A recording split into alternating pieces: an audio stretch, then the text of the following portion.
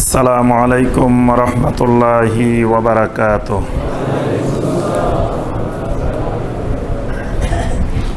সম্মানিত মুসল্লিয়ানে কেরাম, আমরা যে বিষয়টি আলোচনা করব ইনশাআল্লাহ, বিষয়টি হলো আল মাওদুআত আল মুরাওয়াজাত ফি বাংলাদেশ, অর্থাৎ বাংলাদেশের বহুল প্রচলিত মিথ্যা হাদিস, বহুল প্রচলিত জাল হাদিস।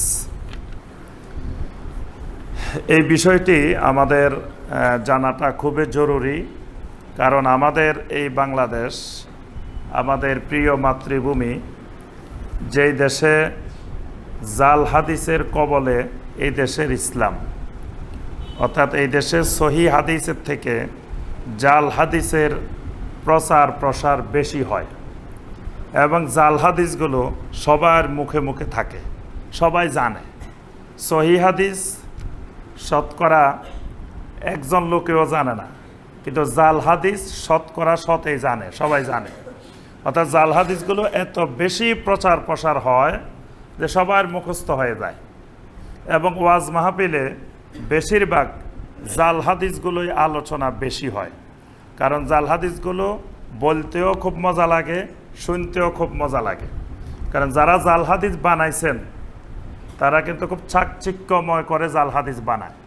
যে কোনো জিনিসের জাল জিনিস যখন বানায়, নকল জিনিস যখন বানায়, দেখবেন এটা আসল জিনিসের থেকে দেখতে কিন্তু খুব চাকচিক্যময় থাকে। এই জন্যই মানুষ নকলটা কিনে। ওইটা যদি দেখতে আসলটার থেকে সুন্দর দেখা না যেত, তাহলে পৃথিবীতে কোনোদিন মানুষ নকলটা কিনত না। তো এই জন্য জাল হাদিস যারা তৈরি করেছেন তারা কিন্তু খুব সুন্দর করে চাকচিক্যময় করে বানাইছেন। এটা বলতেও খুব সুন্দর লাগে, শুনতেও খুব মজা লাগে, এবং শুনলে চোখের পানি আসে। এই কারণেই এটার প্রচার প্রসার হয়েছে। এটার মধ্যে যদি রুচিবোধ না থাকতো, মানে মজা না থাকতো, চোখের পানি না আসতো, তাহলে কিন্তু জাল হাদিস অটোমেটিক এমনি বন্ধ হয়ে যেত। কিন্তু এই জন্য মানে জাল হাদিস যত বেশি বয়ান করা হবে তত মানুষ বেশি কানবে।